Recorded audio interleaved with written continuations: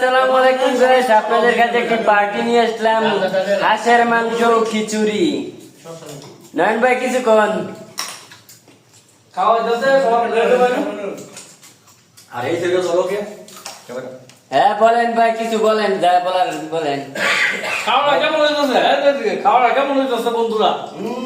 সেই সেই খাও ভালো বলেন না কেন আপনারা, আর কেউ বলেন না কিছু?